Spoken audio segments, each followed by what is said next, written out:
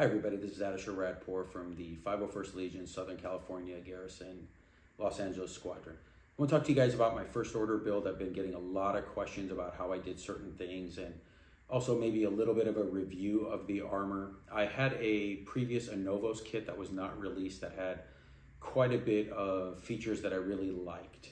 And I was surprised to see that when the new Anovo came, they maintained those features. And actually made a few things a little bit better.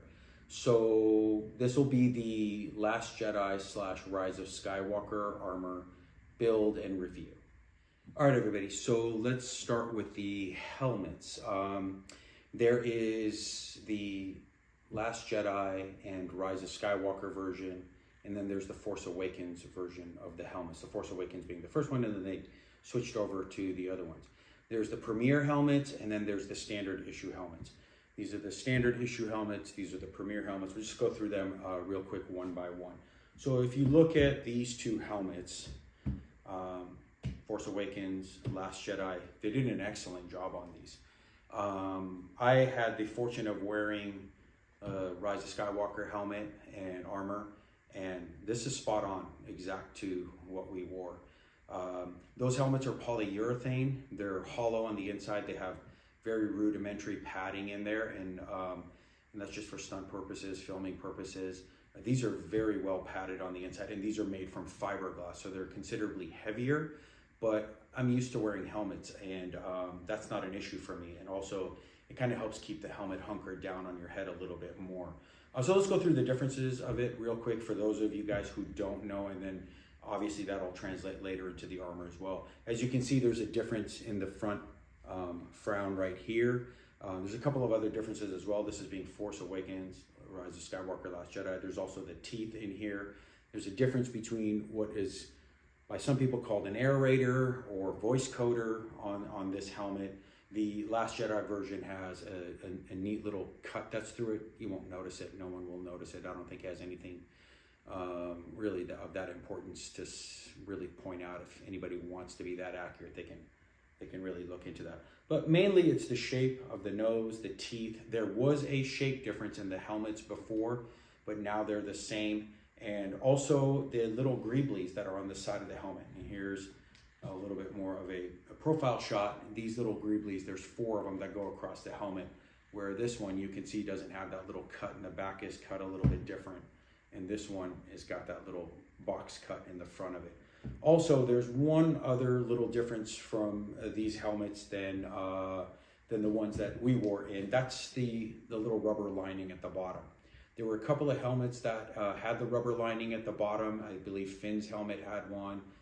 Maybe the one that Daniel Craig wore had it. There was a couple of them that did have these rubber linings. The new Anovo added this rubber lining, and I think it's a great addition to it. But the rest of it, this little line here, all of it is pretty spot on. It's accurate. Unlike the Black Series, it doesn't have that weird little cut that comes down here. It's actually situated where it needs to be. So this helmet is, I have to say, hands down, one of the best helmets I've seen in anything. I mean, comparable to being something that is so accurate would be, say, RS helmets that are off those molds and so forth. But for a helmet, you know, if I put this down next to the one that I wore, you couldn't tell the difference unless you picked it up and then looked inside. And actually, this is much nicer. So let's talk about some of those differences here. Again, this is for Last Jedi and Rise of Skywalker, but I want to go over the Premier helmets and then the standard helmets. And these are the standard helmets. There's one thing, unfortunately, I won't be able to confirm for you guys.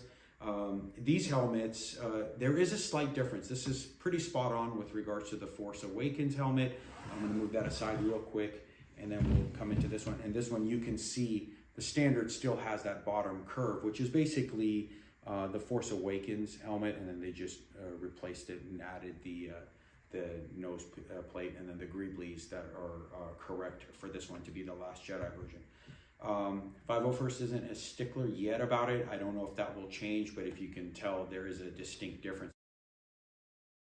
And also, the other one that I want to go over, and it's one of my favorite helmets, is the Executioner. So the Executioner and the Last Jedi Rise of Skywalker helmet, they're the exact same helmet. It's just it has this big black stripe that goes all the way down it. And this thing is a stunning, absolutely stunning work of art. So if you guys are in the market and you decide you are going to order those helmets, from me, who's such a stickler on certain things, I would definitely go with the Premier. It's a lot more expensive, that I will say, but you do get that look, which just, it makes such a difference in how the helmet looks. So I would recommend the Premier versus the Standard, but if you can't, this Standard is an excellent helmet. It's very light. There's almost no weight to it. It's amazing looking. I personally don't think that looks bad at all. I actually like the way that it looks. So if you go with this, you're doing great. If you go with the Standard version, you're doing great. So at this point, I'm going to only focus on the Last Jedi and Rise of Skywalker style helmet, and the Force Awakens style is going to step out, except for two little discussions that will come up that are armor related, and then we'll get to that in a second. So the next thing I want to discuss is going to be the neck seal. This is an excellent quality neck seal. The material feels exactly like what the screen used ones are. It's 11 rings, so it's screen accurate to Force Awakens and Rise of Skywalker, although there were some 8-ring neck seals there as well. I saw them, I handled them myself. I don't know why. Maybe that just had to do with somebody having a shorter neck or it having a problem. But this is pretty spot on. This neck seal is also sealed via Velcro in the back. So I'm going to go ahead and swap mine out for zippers. I'm just going to cut it and add a zipper in it, and then the zipper fixes it, where this one you have a little bit more variance in what you can do if you want it tighter, looser, whatever. I know what my neck size is going to be, and I'm going to put the zipper in. And so there's also a discussion of how this is worn.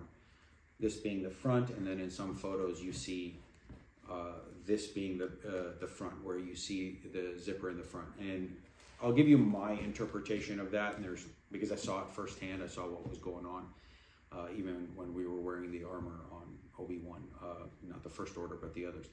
A lot of times the guys needed to go to the restroom and they would just rip the neck seal off. The neck seal for us was pinned down to our suits, just with like a little tag gun. These weren't. But they would take it off, and then, they would put their undersuit back on, and then they would have to zip it up, and it was just a lot easier for them to zip it up front. So I know that was going on. So that's why you see sometimes the zippers up front, sometimes the zippers in the back. However, what I will say for dressing purposes, it's better to wear the zipper up front just because of the way that the armor is made. If you look at the helmet slopes, so when it comes down up front, you don't really get to see in here. So zipper is hidden. But because it's sloped up in the back, you'll see the helmet slope down towards the front, and you have a nice clean view in the back. So for all of you guys that are going to be dressing in your first order, I would recommend this being the back, and it's easier to zip up front. But you can do it either way. I know FISD has got his own opinions on it. Love the guys at FISD, and I do support FISD standards. So if they say, hey, we want the zippers in the front, then the zippers go up front. It is a good, clean look. I will question some things here and there, but this is one of those that I think it's just a better way of wearing it. So that's my take on the neck seal. It's actually a really nice neoprene material, and this is that leatherish material. I don't know what it is actually, and the inside is lined with a fabric. So it's quite a nice neck seal. It's up to you guys if you guys want to cut this out and put in a zipper. It's not necessary. It fits really nice. It's super easy to get down. It's easy to take on and off. I just prefer the zipper because that's what we wore, and that's what I just want to do. So that's the story on the neck seal. We're going to work our way down. So I say this with a huge smile on my face because I think this is what everybody's been waiting to see, is this chest armor. This is unpainted. I wanted to go down the path of doing this and seeing if I can make this armor without having to Bondo and paint, and I was able to do it. So it's it's without further ado that I'll get into this with you guys. So I built this as accurate as to what I remember wearing and what I've confirmed. There are some differences that I will tell you guys, and all the differences that I discuss are wearing armor for us when we're in a costume group wearing it over and over and over again, and ours is made out of ABS, versus armor that's made out of urethane. I mean, those suits of armor are around $40,000. So let's just keep things in real perspective here for what we are. I know a lot of people like to get into accuracy and all that stuff. You want to build it as accurate as possible, but you want to build it so that you can wear it and you can use it for the purposes that you intend on. So this is what I have done. So let's just start with the armor. It's not painted.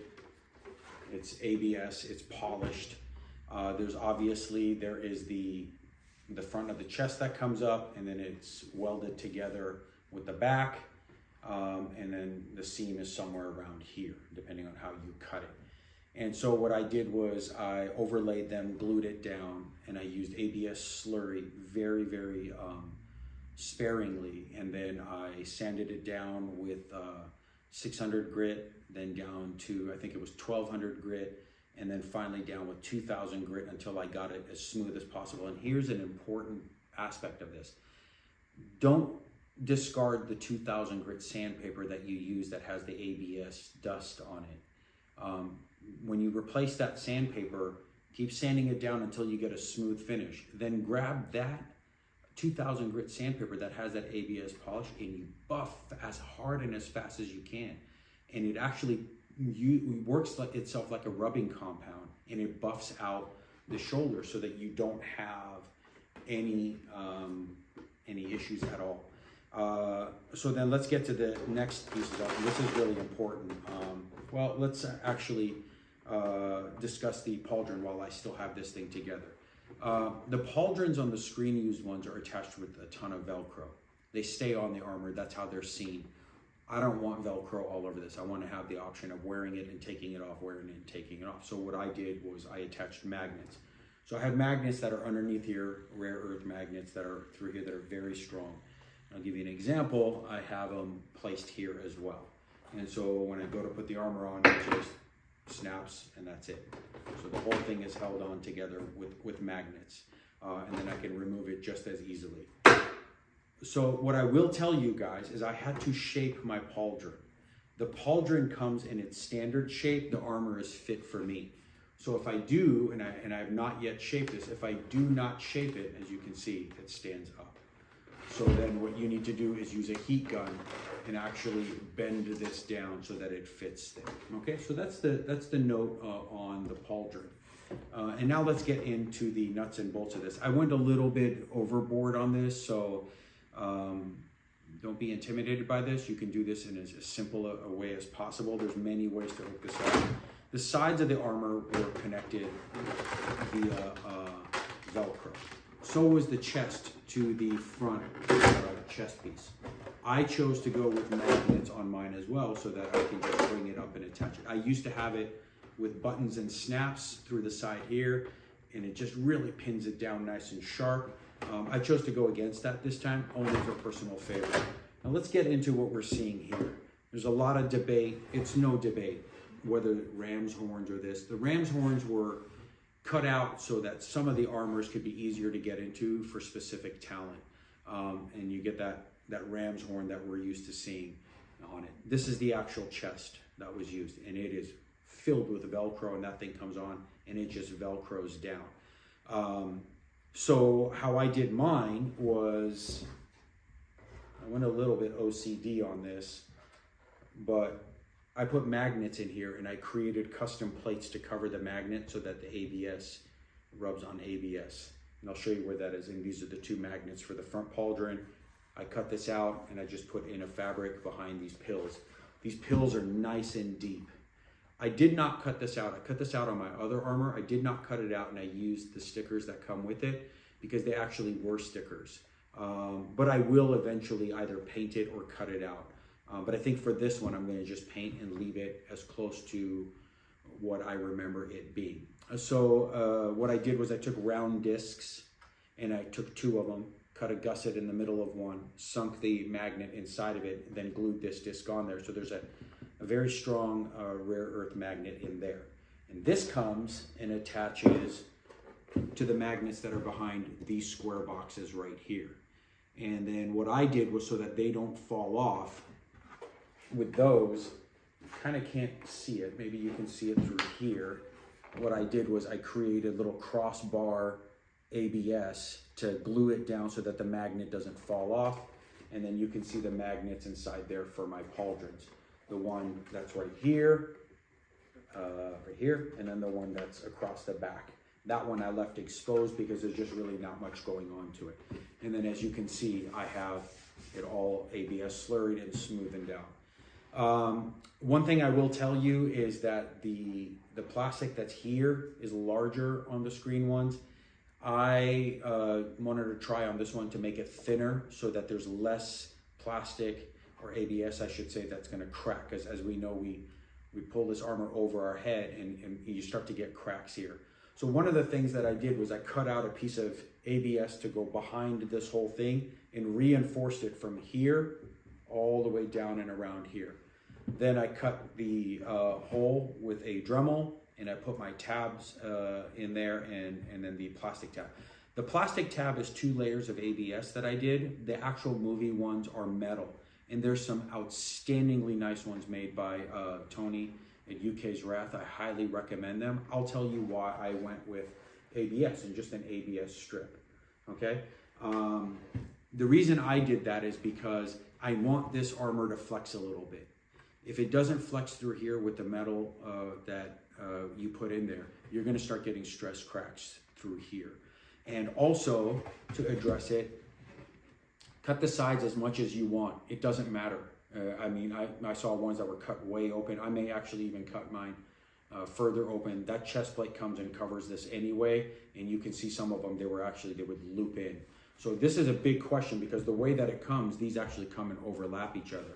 And let me tell you why we want to cut this open with ABS, because the urethane armor, they literally pry it open. It's just like a piece of rubber almost. You pry it open and you get in it. That's all of the armor that we see on set. The biceps, the thighs, everything, whether it's Rogue One armor or First Order armor, they pry it open. And it's got a lot of flexibility in it. And it's about that thick. It's very, very thick. So the armor, it was made to be pulled and pried, and we cannot do that with this. So when I put this armor on, I'm very careful how I swim into it. I make sure that I don't pull it too far apart. I gave myself enough gap.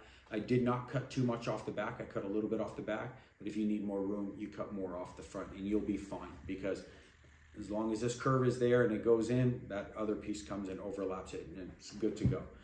One more thing is, for this is the shoulder bells. And this we'll get into with regards to the biceps as well. There's this extra piece, that we have to cut out and put in there. Again, I just used the, usually I make them out of ABS, but you don't need to go that far with it. You can just use the webbing material, glue the snaps on, it comes in and it snaps in, and then that tab is there, it keeps it at that line and above. And then the snaps go in there, and the snaps are just a heavy duty elastic. And I chose to go with the snap system because that's what they have on it. And our armor, with the clone armor, the Rogue One armor, the First Order armor, we went with a snap system. There's a clasp system. There's a snap as well. There were armors with snaps in it, but the later ones, they went with some buckles. It's just easier. It goes up, snaps in for the costumers, and you're good to go. So basically, you just snap it in, and then the shoulder stays above. So as you rotate, it has the ability to go above it. Now, one thing I will say is there was also suits later that I saw that were not cut through here.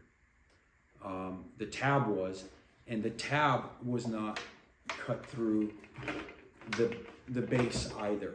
The base was cut out. It was completely cut out, and the tab was bracketed in there. And then these guys just came out from underneath and went over it. Once again, I prefer this because I'm adding a little bit of strength to it the way the original ones were, strictly for the ABS, not at all to do with anything to do with accuracy. The urethane armor, again, like I said, it can flex. You can pull that thing up to here, and it's just not going to go anywhere. So I would recommend this if you guys are going to do it. If not, and you want to leave this solid, just have the tab come down, come around, and come back up and balance itself. It's a little bit of heat work that you have to do to get the tab to come in and do that, but that's why I did it. And the ABS for me is just as strong as I need it to be. It's exceptionally strong. This will not break before this does, so I don't need to go with a heavy metal tab that goes on it. Okay, so that's basically the way the chest is set up. And like I said, for me, it was just easier because the Velcro would just grab the sides, and then the top is immediately attached to itself. Now, one thing I did have to do is I did have to heat this up because it stuck out like that. And I heated it up very carefully and just kind of curved it down so that I would get that flush curve that comes and sits on it like that. So there's the chest. We're gonna go on to the torso next. So if you guys have any other questions, you can just message me directly. I'm more than happy to help you guys out with. But I just want to end on this note. Use the ABS that you took off from that particular piece of armor. So for example, the front chest and the back.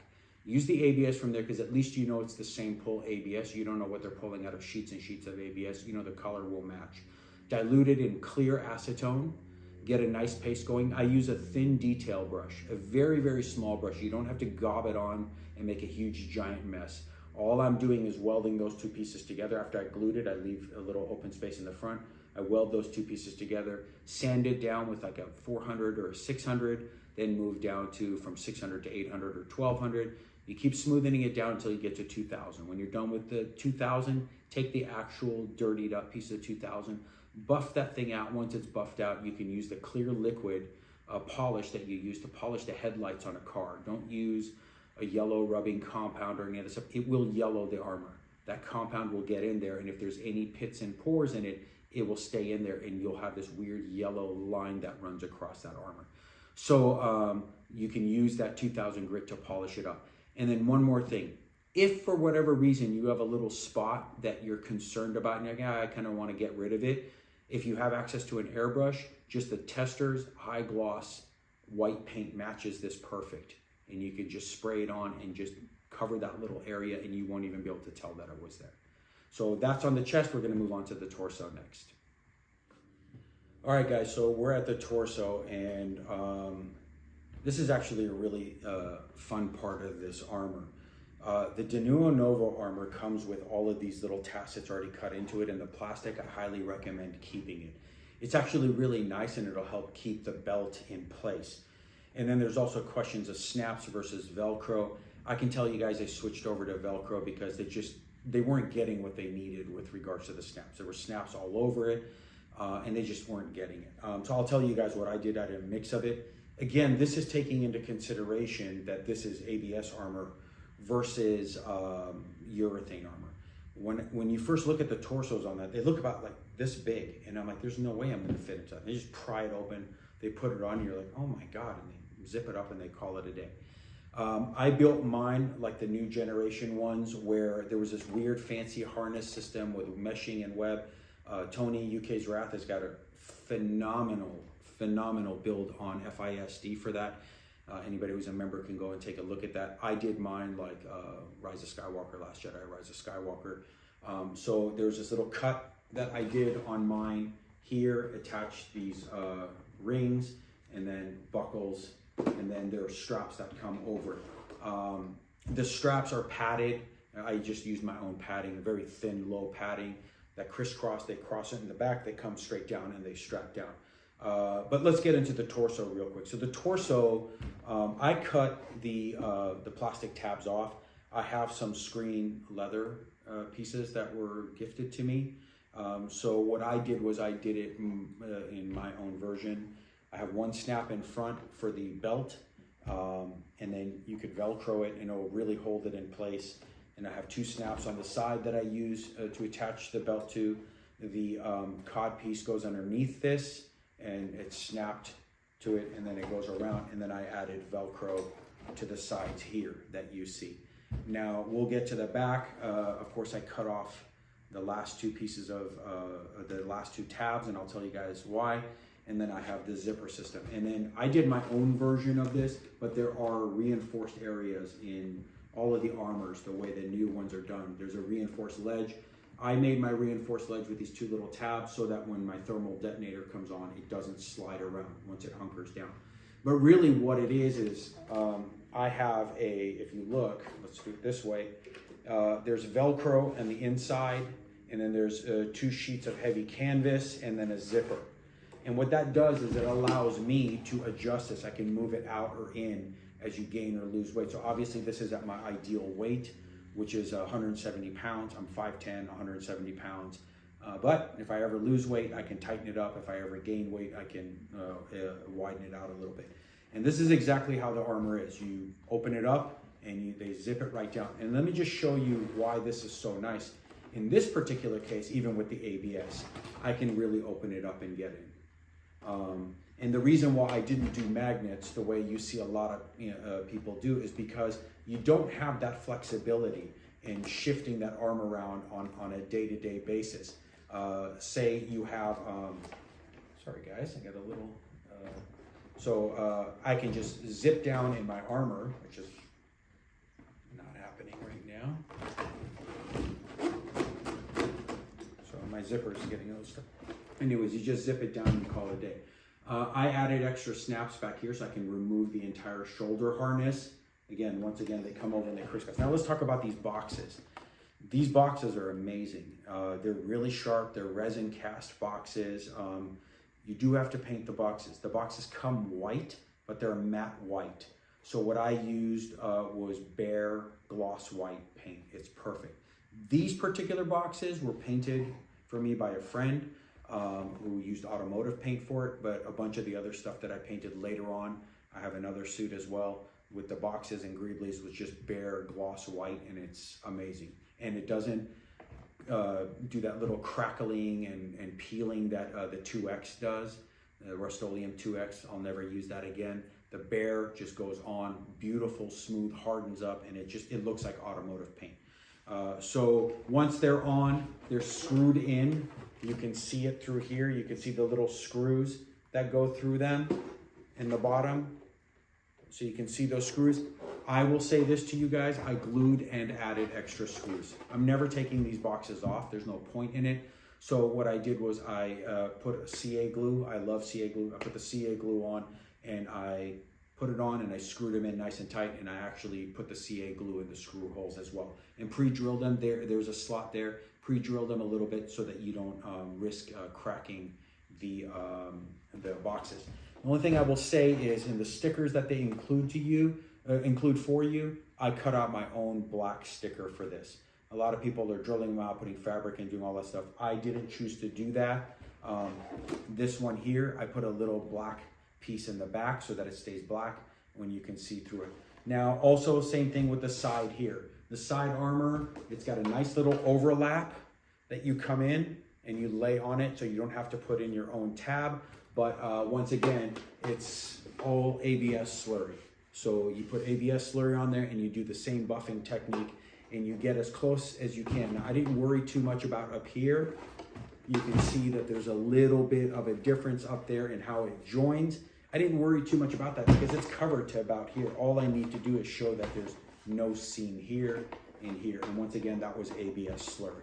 So that is the torso. All right, guys, so let's get to the next piece, which is the cod piece. This is the cod piece that comes with the armor. This is made for Last Jedi and Rise of Skywalker. If you're doing Force Awakens, this is the shape, and you guys can see the distinct difference. So if you are doing this armor build and your armor comes with this piece, you have the option of switching it out for this. You can get that either from Denua Nova or Imperial Surplus. He has them. So you have to make a decision on what you're going to do. But there's a distinct difference between the cod pieces. And you won't be approved because the armors are slightly different. So this is the Force Awakens. This is Last Jedi, Rise of Skywalker. This applies to the executioner as well. You can see it's a little bit more tapered. You can see I have the snaps, and then that goes underneath it and it snaps in just like that. Okay.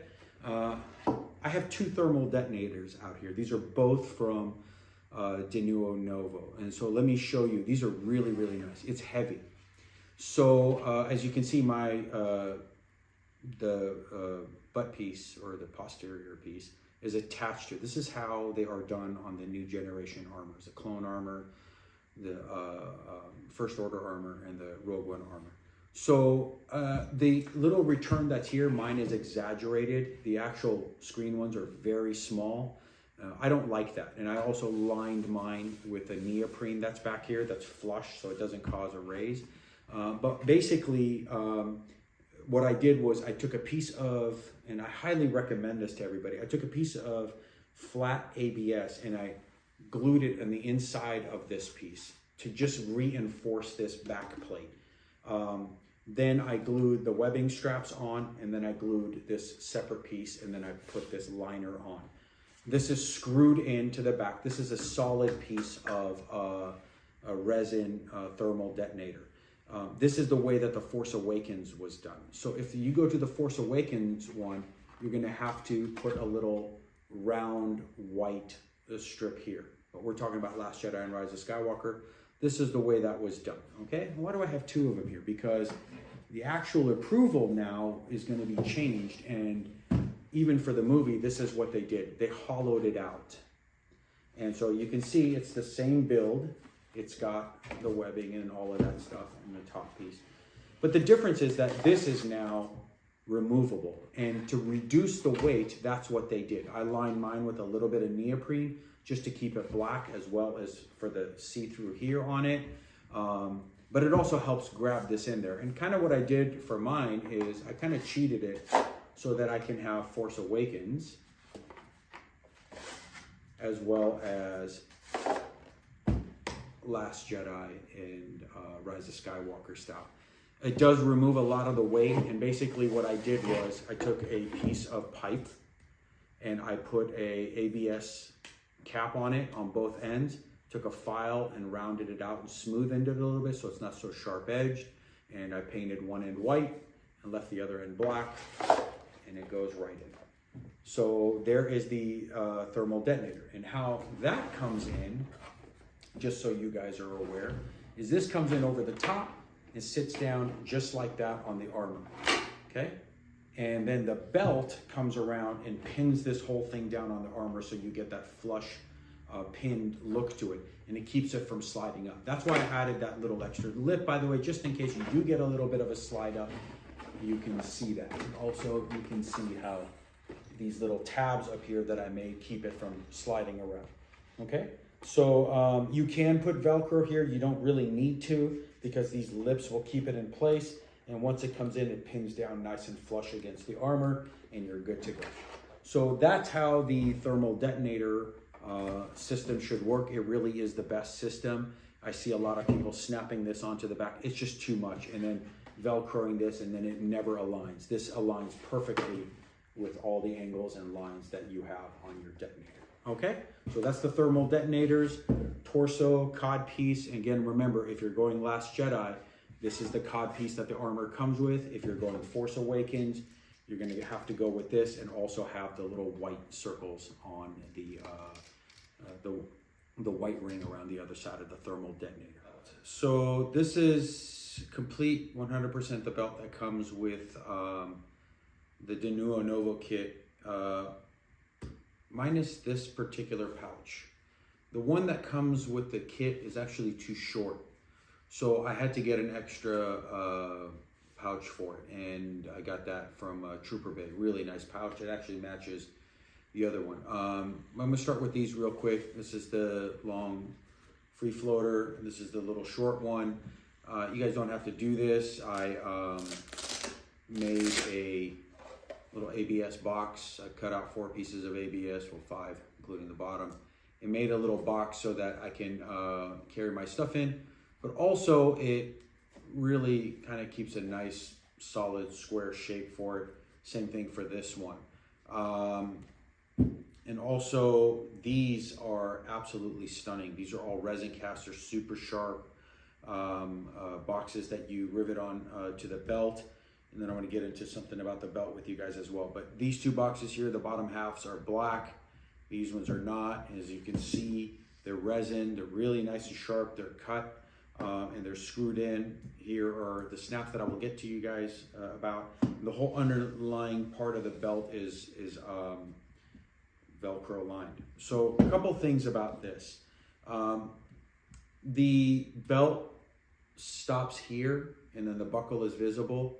I had the extra piece from the other end that I cut off and I glued across this so that this is nice and flush. If it's ever visible, you're not really seeing the buckle. So that when it comes and buckles in, that's all that you're seeing, and this sits over it. Actually, this is the one that sits over this, so you don't see it, but just in case it slides, you're barely seeing anything. That's kind of how that goes on. But what I wanted to tell you guys is, so this is the snaps. I glued the snap in to the belt, and this is the snap that snaps into the side where the buckle is. I really wanted that to be nice and secure.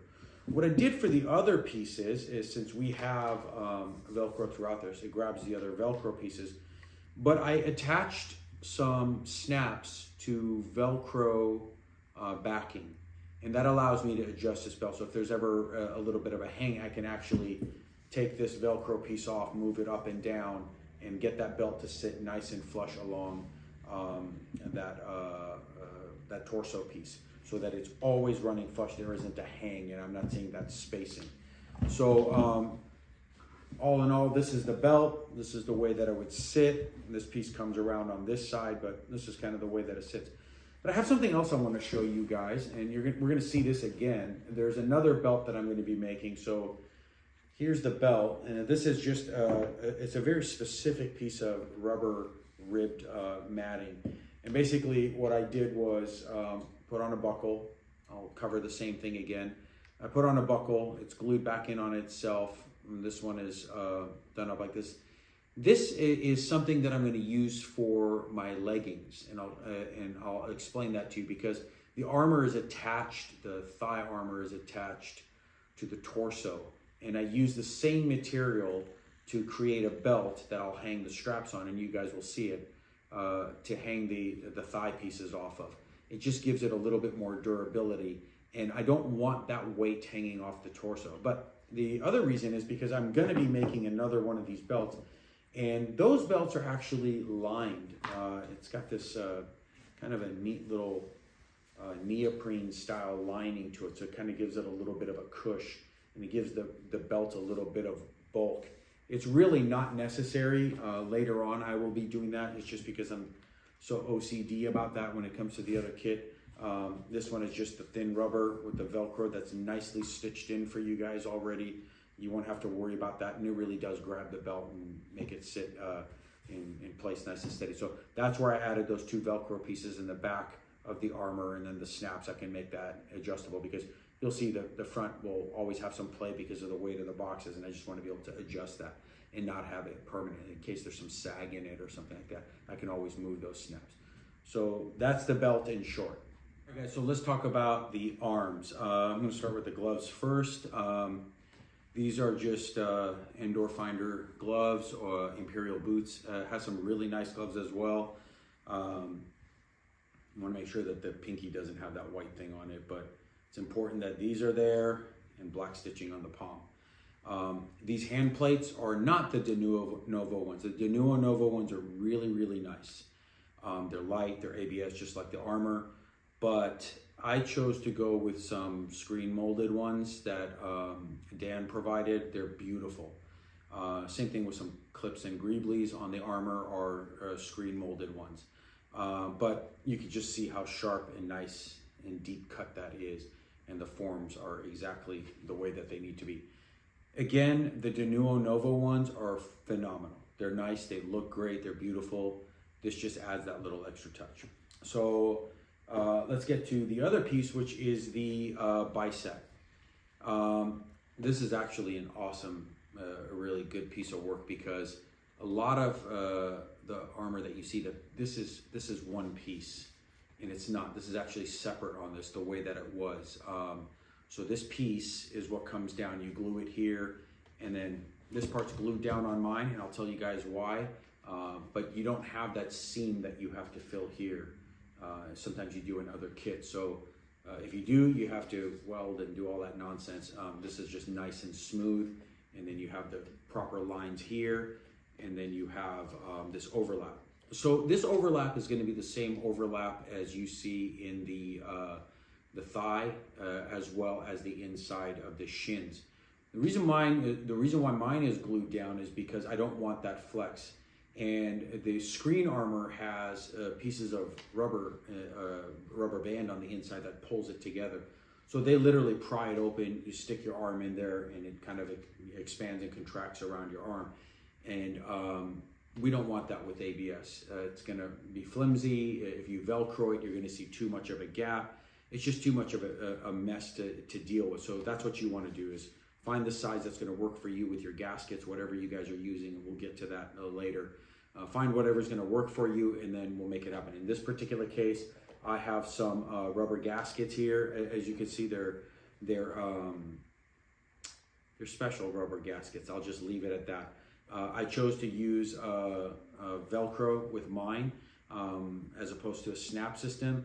I need to be able to adjust those up and down depending on what I'm doing with that armor. So I just like that flexibility. So I use a long strip of Velcro on the inside of the armor, and then I can align this, bring it around, or shift it, and so I can get that proper alignment. So and then here is the snap, the way that it was done on the armor that I wore, and it just comes up and snaps in, and that's fixed in place. I used not a webbing, but an elastic band, because I want a little bit of flexibility. And guys, let me emphasize that.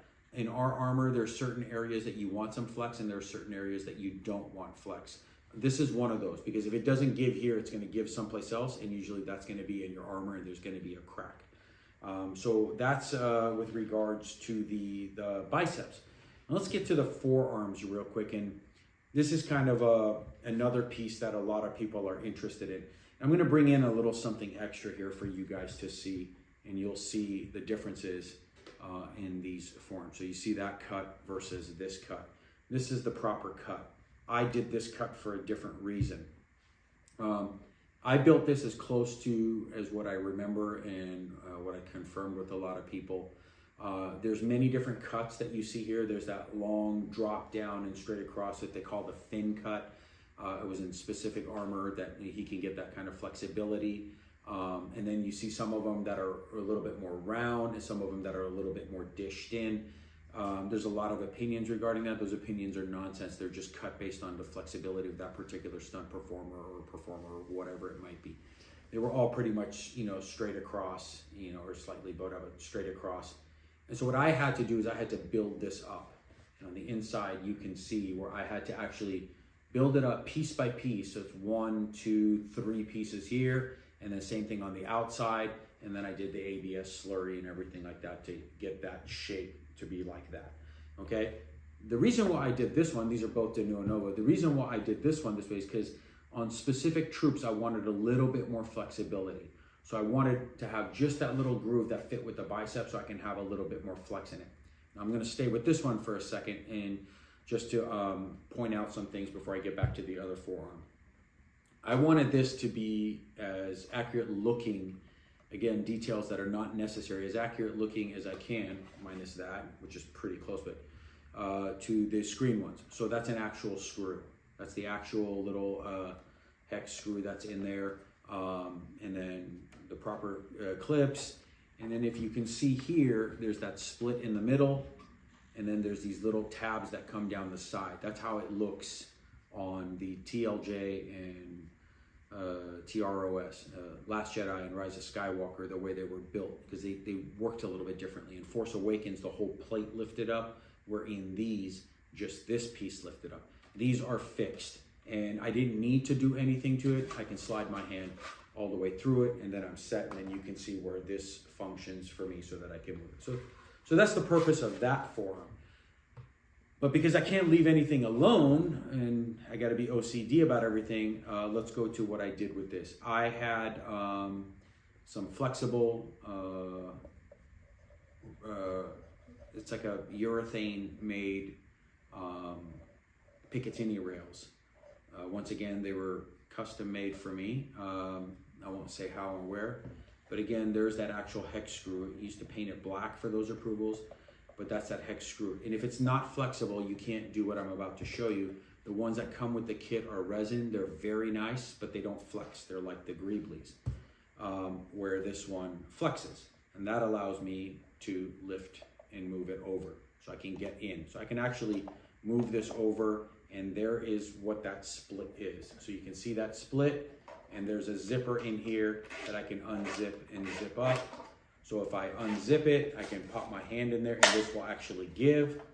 And if I zip it, it'll come down and it'll stay closed. Now, one thing I will tell you guys, there were a couple of different variations that I saw of this. Ones that opened up and there was, this zipper thing wasn't here and there was a ton of Velcro, and Velcro came and held it down. As you can tell, I did mine with magnet. And the reason why I did that with magnet is because I want it to be nice and flush, but also because, once again, grabbing this thing and cranking with the amount of strength that Velcro has, you're putting a lot of torque on this armor, and I don't want to do that. So I went with that magnet on it because it allows me to do this with it. And I did that on both of the forearms. So once again, I can still get my hand in here, but it's a little bit tighter, but I can get a good flush feel. And then you can see up here, now I have that little bit of pinch that's going on here. It doesn't bother me in my armor, especially with the gaskets.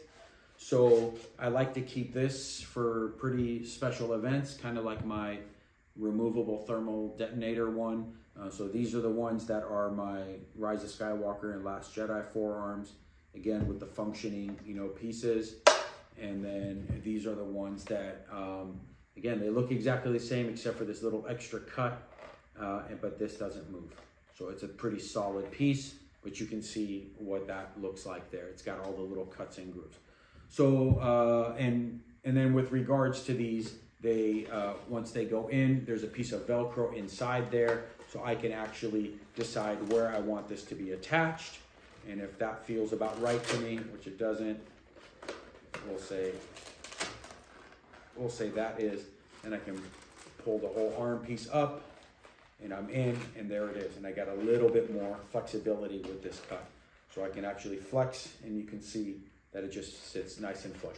So for trooping purposes in ABS armor that we don't want to put that torque on, instead of having that line run up to here and across there, I made a little bit of an angle, and so I have an alternative set of arms. They buckle in, and then I can actually hold my blaster, do what I need to do. I can cross, I can reach out, I can do all types of things. So there it is, a little bit on the arms with the other option as well. You guys can see, and that's it. And both of them are de novo. They, one thing I will say is, so when this armor comes, when these forearms come, this box, there's actually a mini version of it underneath. I had to cut that off, and then I had to add this extra lip of ABS in here and then cut that open. So I actually welded on a flat plate in there, slurried it, did all that nonsense, put that in there, and then I had to cut out this groove. And then the channel for the zipper went up further. I decided not to do that because I'm not that dependent on it. So once again, I had to reinforce it. So this is a little bit extra thick, and you can see, if you look online, you'll see these little tabs that run inside. That's how they were glued in. This top whole piece was glued in to that bottom piece. So that's what's going on there. And then inside you can see the Velcro little areas where it grabs, and you can see the zipper in there as well. Okay, so that's the forearms. We're gonna move on to the legs. So let's talk about the thighs. So once again, you can see the rubber gaskets. Talk about the knee plates real quick. There's a huge piece of Velcro behind it. And then I stitched on a piece of Velcro onto this so that they can cap in there. You can use Chicago screws as well. Again, I chose to go with the Velcro because what it does is it allows me to put it on, attach it exactly where I need it to. But if I do need to, say for example, pull the thighs up and spread it out, I have an option of shifting this around where the snaps are kind of fixed in there. Pretty straightforward. These are beautiful piece of work. The way everything is set up, all you have to do is figure out what you want your sizing to be and cut that angle. This sits in its groove. The clips are perfect. So one thing again about this is it's this. In the screen ones, this moves. These open up. Mine are fixed so that you don't get that, because again, I don't want ABS moving and flexing like that. It just doesn't have the strength and durability to do it. So a lot of people who want to build something, they're like, hey, I'm going to be completely 100% screen accurate. You're actually hurting yourself in doing that. So this is fit in and glued in there for me. Now, there's something that you will see inside. You'll see this. So for me, what I did was I put on a heavy duty piece of webbing here, and then I attached my webbing and my buckles in there, and there's 2 buckle snaps. And the way the movie armor works is that buckles up into 2 straps that are hanging off of the torso. We'll get into that in a second. Mine doesn't hang off of the torso. The next piece is, of course, on this thigh is the holster. So let's talk about this holster, because the one that comes with De Novo is absolutely stunning. But you can see once again where that hangs in there. And so I got 2 pieces of this holster right here for us. So this is the holster that is on this particular thigh. So this is from Dan. It's got a resin piece on the bottom, and then it's got 3 layers. It's got the bottom layer, you can see it, and then the aluminum has got 3 layers on top. So there's the bottom flat aluminum layer, well, there's the resin layer, bottom flat aluminum layer, then the middle strip, and then this top piece here. It's an exact match to the De Novo. The difference is this is solid resin. And this being solid resin, it actually does not have the groove so that you can mount your pistol, the SE44C, on this. But the screws are all accurate. So, you know, you paint it and then you put the screws in, and this is exactly what it looks like. And if you put it on the armor, you can't tell that it's not a functional holster. It's very nicely cast. So if you're not planning on carrying a holster, or for example, if you're an executioner and you're not going to have a pistol, not a lot of the First Order had the pistols, so you're good to go on this. It's absolutely stunning when it's on the armor. If you are going to mount a pistol on there, this is an absolutely beautiful piece of work, and it works phenomenally well. The pistol just goes in and clicks, and that's it. There's no risk of it popping out at all. I may, just for my own purposes, put on a little piece of magnet on my pistol, so once it's in there, it's just clutched in. Not necessary, but I'm not sure. I haven't made my decision yet on that. But I highly recommend this this holster from Dan. It's just a really, really nice addition to it. One thing I will say to you is, as you get ready to mount this, the mounting screws are in 2 different places. So originally when I had this on, I put in holes that are a little bit further apart than what came with Dan. It doesn't matter because it'll cover it. So you're good to go on it. So you can pop it on and off, and I've got a couple of suits of First Order armor now. So if I do need to put the holster on something else, I can always put this one back on. But as you can see together, they're absolutely stunning pieces of work. So they're both really, really nice pieces of work. So let's get to a part that's really important on this armor, and that's this belt. So I had brought up this belt to you guys before, and this is the same belt I made that you attach your belt boxes to. I just made one for my undersuit, and what I did was I created this little tab with these 2 little buckles that my thighs attach to. The reason for this is I don't have the strength that urethane has in my ABS, and I don't want that weight and torque being put on the armor. So the thighs will attach to the torso will attach over your shoulders, and you're putting a lot of weight and torque in it. And if you're not putting weight and torque in it, you will when you move. And so that pull and push is going to have to give someplace. So when you separate those thighs, now the movie armor, it works great because, like I said, they're all glued in, heavy duty glued in, and they just hold, and that's all there's to it. And sometimes you're hitting the ground 20, 30, 40, 50 times. In the Rogue One armor, I remember one day we were over 60 times we hit the ground. That armor just, takes a beating, it takes a punishing. Most of us can't hit the armor, the ground more than once in our armor, and it's going to blow apart. So having said that, once I buckle this in and very snug around my waist, the thighs hang independently off of these two straps. They hang independently off of my waist, so they're separate. So as my torso moves, the thighs aren't dependent on the torso armor. They're dependent only on my waist, so they can stay stationary and I get a little bit extra flexibility. And that's one advantage that we have. In actuality, I would have probably preferred that on my stunt armor as well, because it would have just given us a little bit more ability to torque and move our body. But at the same time, you lose a little bit of uniformity in the way that armor is supposed to stand. So it's up to you guys. If you do go with the system, which I do recommend, make sure you are adjusting your thighs so that it sits appropriately on your body when you're attaching it to your thigh armor. So what I normally do is I know exactly where I need to go. I put it on, and I lengthen it out, reach in there, put it on, and then crank them up, and then I get the thighs to stand nice and even so that the curves come down and they meet in the middle between your legs nice and even. You're not cranking one up so one thigh is above and below the other one. And if you're adding a pistol to the right thigh, the weight of that pistol might drag it down a little bit, so you can crank that side up a little bit more and just give it a little bit more help. So that's how the thighs attach, and then we'll get to the shins. The shins, I add this little piece of extra Velcro. They're all attached together when you wear it in the other armor, so that the lines and grooves all are nice and even on them, so that there's no play. You don't have to put that Velcro in. The shin will rotate, but you will get that awkward look.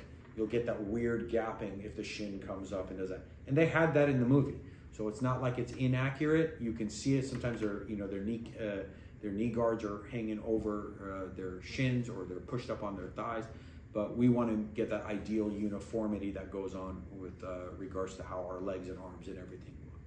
Okay, so belt system, and I made it of that same heavy duty belt material, because I know it's not going to give. It's not going to bow down and let, as you heat up, as your body temperature heats up, you're not having the belt slip and melt or bend or whatever is going on with it. Not melt, but you know what I mean, soften up. So it keeps it nice and sturdy. Okay, so that's the legs. Let's move on to the shins. Let's talk about the shins. These are quite nice, I have to say. They're a little bit different than the screen ones, and they have this groove at the bottom that I never saw on any of those. I love this addition. I think it's absolutely awesome that they did this.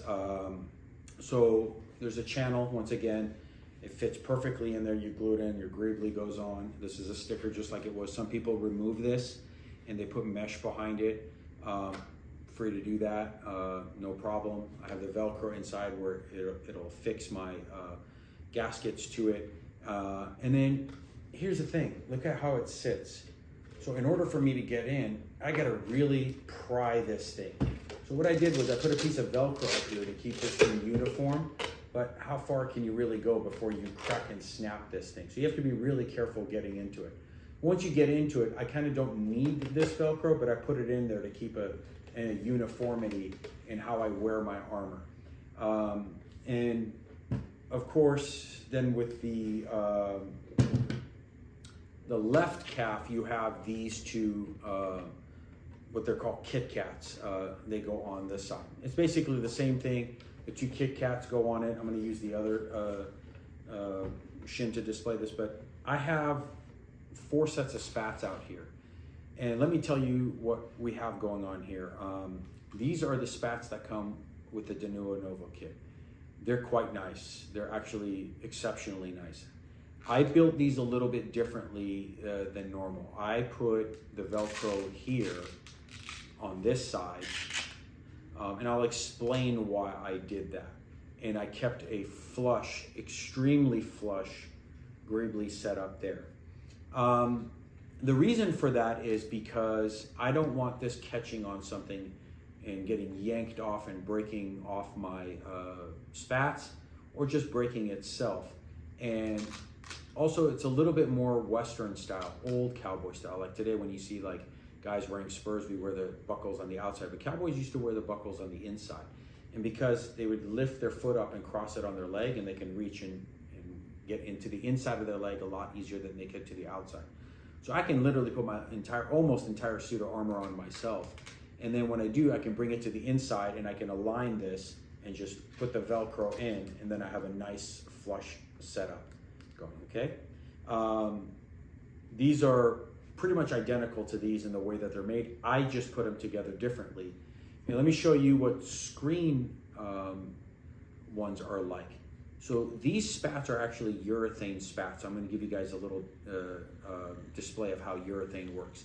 So you see on this one and on this one, I've got this little ring on the inside. Just ignore that for right now as I open this up. But this urethane spat is built exactly like the other one is. It comes around, there's a little overlap here that's glued together, and then comes here. And then this piece here has got a little piece that goes underneath that greebly, which the greebly or the clip attaches to. And then the snap is underneath.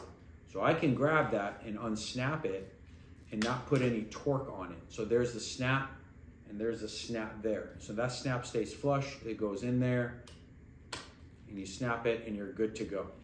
Okay, so let's unsnap it. Well, look at the difference between the urethane. Okay, this is urethane. I cannot do that with this. If I do this, I'm gonna start getting my cracks there, and you don't wanna do that. So I get into this very carefully, but it's nice and easy. Where with this one, I just open it up, put it around, snap it, and it's done. So these are from Dino in Germany, and these are, I wish the whole armor was built like this because it's urethane is just amazing. It's not, it's ABS, so we have to do with it what we can. This was always one of my worries with regards to armor. So for those really neat little troops, I keep the urethane ones and the removable thermal detonator and all those little fancy like forearms that move up. I just love the way they are and awesome. But I will say with regards to these, it's pretty darn awesome. I mean, they did a great job on it. So now let's talk about how this works. Okay, so let's take a look at this shin. So ABS is very thin, okay? So if I use that, I get play. So what I did was, you can go to any hardware store, and you get basically a nice little, let me see, round piece of weather stripping. Usually comes in 2-bar strips, and you cut it down the middle, and you just use one ring of it. That makes it flush within this groove, so that when I do put my spats on, I get this nice little flawlessly flush presentation, and it doesn't move, and I get that nice clean look, and it fills that gap. If I didn't put that gasket in there or that weather stripping, this would play around and swing around, and also keeps it in place. The screen ones, there is a wide piece of webbing that's underneath here, and it comes down, it's glued to the shin up here, and it's glued to the spat, and the spat is perfectly on there, and it doesn't move, and it's just flushed on like that. There's no way to replicate that without putting that little gasket in there. So then you get this beautiful, nice, clean look to it. And it's the same thing with the urethane spat. So if I take the urethane spat and I unsnap it, this one, I remove the lip. So I had to create the lip for it. So you put it on here and you snap it together, and there you go. And the front line is aligned, all of that is aligned. So you get that really beautiful, clean, it looks like it's been glued in type of a look, the way the movie ones are. And if you see it, the whole leg, everything, spats and all attached, you just slide into it, they pry everything open, boom, boom, and then you're good to go. So that's kind of where that's at. With regards to the boots, these boots are from Imperial Boots. For me to say that these are exact to the movie is an understatement. They may very well be the boots in the movie. All I can say is I did see Imperial Boots there. So if you guys are going to get boots, Imperial boots is definitely the way to go. And they're also the Rogue One boots. So I know that for a fact. And I'll just go ahead and leave that at that. So Imperial boots does a really nice job with their stuff. So I'm just kind of shoving this in there for you guys to see how that sits. But once it's on, you can see this is a nice, clean looking line. And that's how that's supposed to look. Okay, so that's the story with the boots and the spats and the shins. Okay, guys, so the last part of this is, let's go through the undersuit. I've gone through a couple of different variations, but this is the undersuit that you can get in a couple of places. It's got the built-in shorts. I have a set that has a separate set of shorts. You can just order shiny shorts online and stuff like that. This Stormtrooper undersuit, I believe, even Imperial boots, and all of them have this. This is a nice way to go. I had a set. It was very different than this, and I don't know what happened. The shiny short part of it tore. And then that kind of turned me off, and then I got a separate pair of shorts that I would wear over it, and that worked out great. But then they went back to this material, and I forgot who it was that I got it from. But anyway, this is the best way to go, especially if you want higher levels of approval, because you won't get the wrinkles. With separate shorts, they got to be really snug, but you will still get wrinkles in it. So this is just a standard undersuit with the built-in shiny shorts. Again, like I said, I think you can get it at Imperial boots, Stormtrooper undersuit, a couple of places. I think Trooper Bay has it, so a couple of places. I'm not really sure. You guys got to just do is Google and take a look at it and go from there. If you do want to get a pair of shorts made, Geeky Pinks, she's awesome. She does a great set, or you could just order them on eBay. You're going to have to do a little bit of looking. So you saw on the forearms and biceps, as well as the thighs and shins. The gaskets, I want to go over a couple of options. Geeky Pinks is a 501st member and probably one of the nicest people you'll ever meet in your life. So Geeky Pinks is definitely the way to go. It's going to be a very breathable, soft fabric gasket that you can wear. Mine is actually attached to another suit, and I can't get to it right now, so I don't have it to display. But also, she makes the harness system that you don't need a belt. You can attach your thighs right to her harness system, and then the gaskets attached to the harness system. So it's quite nice. And the gaskets are phenomenal quality, and they last. So you cannot go wrong with Geeky Pinks. Let's go to what comes with the Nuo Novo. The Nuo Novo's gaskets are awesome. They're just simple cloth ribbed, and they'll look great. So they're going to make the armor look good.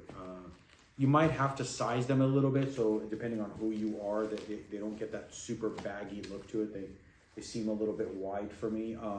They're quite nice, and the harness system, or I should say the shoulder system in it, is built the way they were. It's got a buckle in the front. Oh, I got Velcro everywhere, guys. It's got a buckle in the front, and then basically like a jacket you slip into, and then it all just slides down. So your biceps slide up on it. Everything is one piece. That's pretty much the way that you want to go. So that's the Nuo Novo option. So it comes with the kit.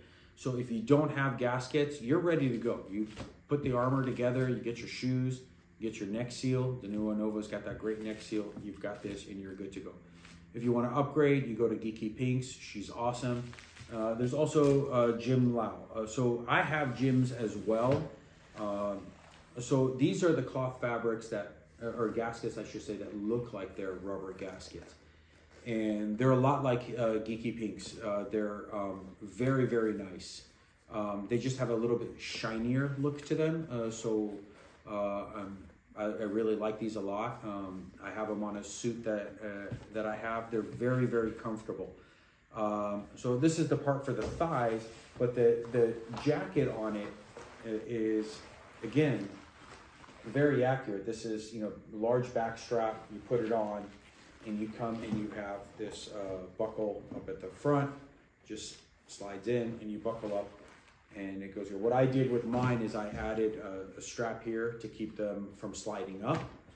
So it's kind of like a thumb loop, and then there are these little straps that I had added that go down to the belt. So it's under the arm, and it's at the bottom of the pit, and it goes underneath the belt. The way a lot of them were done is they would come down and there were snaps, and they would actually snap to the torso armor. I didn't really see the need to do that. So what mine do is, instead of coming on the outside of the torso armor and snapping, they go on the inside, they go down, and then they strap to my belt. So kind of helps keep the belt up a little bit, but as well, it kind of keeps that on the foot. And then, of course, then there is the my rubber ones that you can see. And what I did with these is I actually split them so that this piece is separate, or else it was just long and it's rubber. It's a little bit less comfortable to wear than them being jointed, because they're separate. If not, it's just one long giant tube of rubber that comes down and it becomes cumbersome. These are very comfortable for me to wear, so it just depends on what troop I'm doing, what I feel like doing. I've got one suit of armor that's already set up with the rubber gaskets that I leave for, that's what I do with that one, and then the other one I go with the shiny set and so forth. The Denuo Novo one is awesome. You're good to go. One thing is, just so that everybody's aware, these don't have a seam. So it's very difficult to replicate that with the cloth ones. So if you look at, for example, the Denuo Novo or the Geeky Pinks or Jim Lau's, there is a seam and there's nothing you can do about that. The best way to do this is angle it so that it is inside back on your thighs. Same thing with the arms, inside back, so that from the outside it looks seamless. For the higher levels, for Centurion and so forth, you won't make it because they require it to be seamless, which is strange to me because no one other than these rubber ones that I was very lucky to come on makes a seamless gasket system. So FISD is going to have to figure out how to make that work. So that's the undergarment situation. So we're going to move on to the blasters and so forth. All right, so let's talk about the blasters. Currently I'm working on building an F11D, which is the heavy version of this, which is actually 20% larger as well. So there's the F11, and then there's the SC44C. So there's many ways to put all of these things together. Everyone's got their opinions. Again, like with the whole suit of armor, everybody's got their opinion on it. For this one, because I'd already built it, I removed the box that was underneath and I put my battery box there, which is just a 2032 battery, and I put a working light in there so that I can just turn it on and off from the bottom, which is right here. This was already built. I'm going to be building another one. I saw a great one that a fellow Legion member made, that magazine would come out, and when you would click it in, the light would automatically turn on. Just absolutely stunning. So there's that. It's not mandatory to have the SC44C for your kits. The only thing that they ask is if you do make them, no print lines. If it's a 3D printed one. If it's resin printed, it'll be a lot easier. If it's 3D printed, you don't need to do that. You need to have to get rid of the stuff. And you can see the screws that are there. That's what clicks into the holster on the thigh. You can also have your F11 holstered as well. I don't really like to do that because it's too heavy to do that. There's some debate and discussion going on with regards to the F11, personally, that I'm involved with on FIST. I'm going to give you guys my opinion. Love everybody and their opinions on a lot of this stuff, but I'll give you guys mine on it. The F11D for the higher levels has to be, other than actually being a blaster that functions, has to have functional features. So let's just go through it real quick. So it needs to have a forward stock that moves. It needs to have a front light that operates, and then these lights need to operate. So what I did with mine is I went as close to what I would think would be functional, like in a military sense. I put a button in here, right here, and one button right here that are hidden. And so what that does is it allows me to click this button and turn it on and off, as well as when it's on, I can use this to turn on that front light. But if I leave this on and I click this back one off, it shuts the entire system off. Okay. And so what I have going on with this particular build is my battery is placed in here, and I only pull this out when I need to change the battery. I don't need to take this to turn it on and off and so forth. So you have to have a, for the upper levels, you have to have these lights functioning, this light functioning, and you have to have this. This is the Force Awakens and Last Jedi and Rise of Skywalker version. There is some slight differences, and there's a heavy debate going on right now that I'm going to be championing. They made a set of blasters, and then they needed new blasters, and the new blasters came with some different features in them. So for example, there's 2 holes that are drilled in the top here. Some of them were missing the charging handle that's here, as well as this little setup here. That's a little bit different. I chromed out the fixtures as we see fit. One of the debates that's, oh, and by the way, this rear sight on the new ones is round. The problem with this debate, and I'm holding my guns to this literally, is that when you have, say for example, I don't know the numbers, but 25 of these and 25 of the new ones, they're saying, well, the new ones are going to be what we're going to establish. I said, well, but you can't do that because you have actual characters with speaking lines in prominent positions holding this blaster. And one of the things that came into debate is this little piece back here. So there are many variations. There is chrome or silver without a ring, silver with a white ring, silver with a black ring, white with a white ring. They're all present. The reason why I'm bringing this up is because as you guys are building towards your builds, let's say it's a Last Jedi or Rise of Skywalker, you may want to take into consideration if you want to make these variations, round, you know, this variation, these holes up there, you know, that kind of stuff. I'm literally going to hold my ground on this one because it's present and it is screen accurate, and I've posted more than I can even begin to tell you, substantiating mine and substantiating what we stand on. So what I did was I created a bunch of options for this.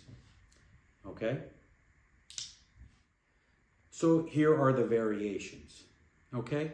But I'm still keeping this one on there. That's what I want. It's a small ring. There's an example of one that's white with a small ring. And then the rest of them have these larger rings like this. So here's the silver. Whoa. Here's the silver. Here's your silver with black. Here's your silver with white. And here's your white with white. And this is all visible on screen. I am holding this, and this is going to be my blaster for Rise of Skywalker and Last Jedi. You may get roadblocked on it for going to the advanced levels, but I'm fighting for that right now because that has to be the case. So for FISD and 501st Legion, we can't pick and choose what we think. We're not going to run and find some obscurity and say that there was an anomaly over here and now you have to make that canon. That's not what is going on here. I want to make sure that with regards to the blasters, we are understanding where we're guiding people and how they're going to be building it. So my take on this is if you build a blaster like this, and this is a quite nice blaster. If you build a blaster like this, there are some additions you're going to have to do. For example, like the Picatinny rail. That's fine. You can add that Picatinny rail. You can take it on and off. If the blaster was completely different, I'd understand it, but it's not. And it is present, and it is prominently present. So this is the one area that I'm going to be holding my ground on. And here are your options and variations for your approvals. I would recommend you guys, if you're going to do Force Awakens, to build it like this.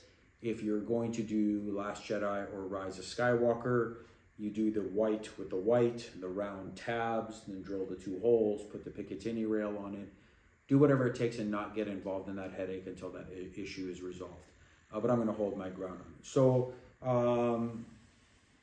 those are the two blaster options. You guys, good luck with everything. So finally, since I did bring in the Executioner, I want to go over the Executioner axe. This was beautifully done axe. I had the axe built for me by Brian in Southern California Garrison. The axe actually opens and closes. I have fixed mine to stay open, but I can change it at any time. I put a couple of tabs in here that keep the clamps from opening. And obviously the reason for that is because I have the cables in there for it to light up and the wires to stay nice and tight. And so what I did was, once I mounted the wires, I painted the wires gray so that only the tips will glow and you don't see any of the other glow through it. And then it was very, very difficult, but I had to have a hollow box made, this particular box. And then I had to wire up the entire system in there and run the wires through here so that they're hidden, and then punch a hole through here and put the button in so that when I hit it, it lights up like this.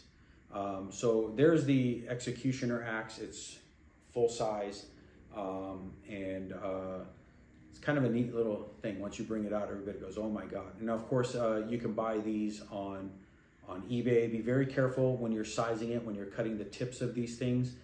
You want to make sure that they're sealed back up, or else they will fade after a while and they'll flicker, and not in the good way that you want. But this thing has 3 modes, so when you're pushing the button, it can flicker slower, or be off.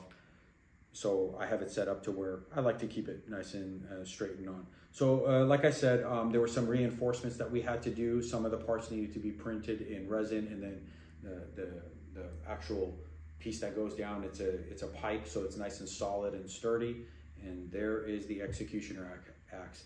Since it's one of my favorite armors, I kind of felt like since we did actually go over the TLJ and Executioner helmet, I had to bring that in just to display that piece as well. We touched a little bit on Force Awakens, but that is the TLJ and TROS, The Last Jedi, The Rise of Skywalker, and the Executioner armors that we went through. Let me just make this clear to everybody. There is a tendency for people to want to build something extremely accurate. That won't work with this stuff. With the original trilogy armor, you can do that, but we all choose to upgrade it a little bit so that it can actually survive the rigors of what we do when we're trooping, when you're marching in a parade, or when you're bending down to pick up kids and see stuff. You got to remember, on those movie sets, the original trilogy, if something happened to the armor, they took it off, they put gaffer's tape on it, they painted it, and once it broke, and that's all there was to it. Our armor has to survive, and it has to survive looking really, really good. The new era armor, First Order armor, Rogue One armor, Purge Trooper armor, Clone armor, all that stuff is a very, very heavy-duty urethane armor that's strapped together very, very securely. Very thick webbing, metal parts, things like that. So if you're building your armor, my suggestion to you is this: build it so that it fits you, cut it so that you can move in it, still stay within, obviously, an accurate aesthetic, but build it so that you can function in it. Build it in it so that you can have some fun with it. And as you're making, or you're looking at modifications, say that I did or somebody else has done, there's a lot of great builders out there. As you're making these modifications, make sure that those modifications work for your body type. It might work for me, but it won't work for you. Shorter troopers are going to have a little bit different cuts in their armor than, say, a tall trooper will, or a heavier trooper versus a thinner trooper. So the whole point in this is, don't get caught up in what you see as being accurate or inaccurate. You want to build accurate, but you have to build accurate so that it's functional for you. So that's why I pointed out certain things on the armor, like shoulder tabs, and the actual seams not opening, being fixed, that kind of stuff. Okay, so if you guys have any questions regarding that build, I'm easy to find. You can just message me. I'm more than happy to help you guys. If you are a actual member of the 501st Legion and the 1st Imperial Stormtrooper Detachment, the builds are on there. There's a lot of great builds. Great guys building great stuff. They give great advice. Anyone that is running the 1st Imperial Stormtrooper Detachment, any of the DOs and stuff like that, they're phenomenal people. They'll help you out. They'll point out specific builds, and just a great community of people. So we'll help you guys build that stuff. Anybody that's already a member there, that's got one of these new kits, it's not that hard to build. It's just time. It takes a lot of time. So don't be afraid of it. First Order scared the hell out of me when I was starting, but now it actually is one of the funner builds. Enjoy your build, have fun, long live the First Order.